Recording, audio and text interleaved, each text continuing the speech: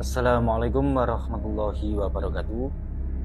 Kali ini saya sedang mengamati sebuah batu yang menurut saya ini termasuk ukuran jumbo jikalau dipakai di dalam cincin atau dikasih ring cincin. Tapi kalau dipakai liontin ini ukuran sedang. Bisa diperhatikan ini ya.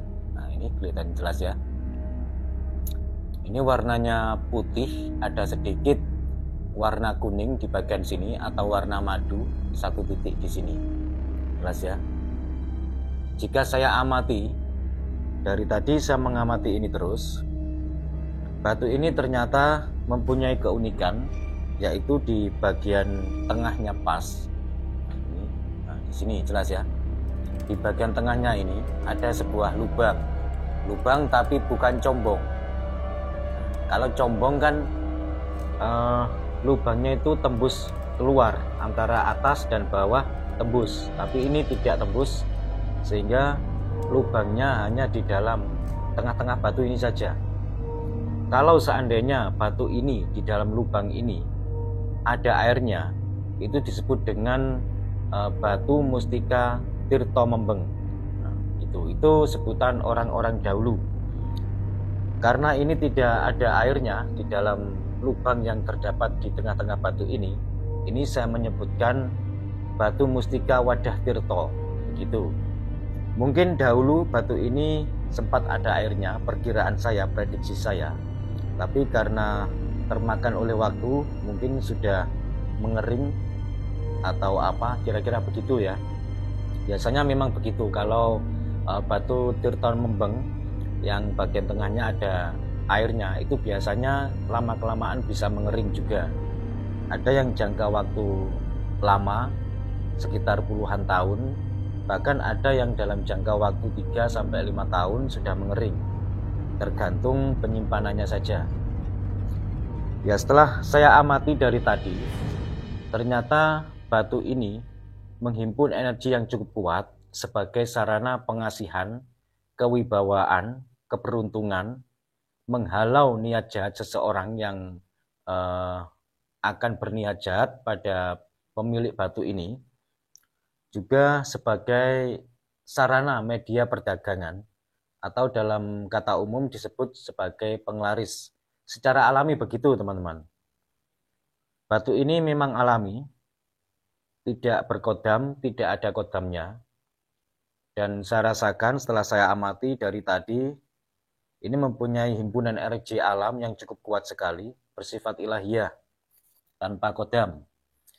Jadi batu ini sangat aman sekali, dipakai siapapun, tidak mempunyai sifat pemilih, kecuali dengan batu-batu yang berkodam, itu kadang ada yang mempunyai sifat pemilih, meskipun tidak beresiko, kalaupun tidak sesuai dengan kodamnya, biasanya tidak berfungsi, atau yang tidak selaras atau juga belum selaras dengan kodamnya juga tidak berfungsi.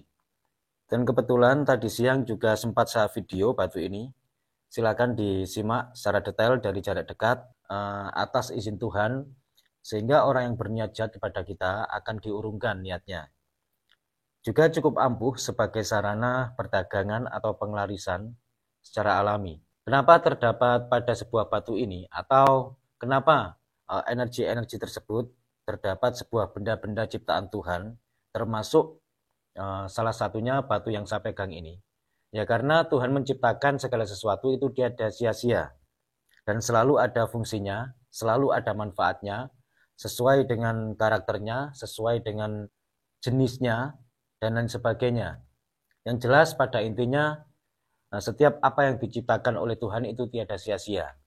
Hanya saja sebagai manusia kita mau memanfaatkan atau tidak, dan jangan sampai karena benda-benda ciptaan Tuhan kita terperosok ke jurang yang tidak diridhoi atau ke jurang kesyirikan, sehingga khasiat atau manfaat yang terkandung di dalam batu ini selain bisa kita manfaatkan dari hal yang positif, mendapatkan dampak negatif juga karena kesyirikan.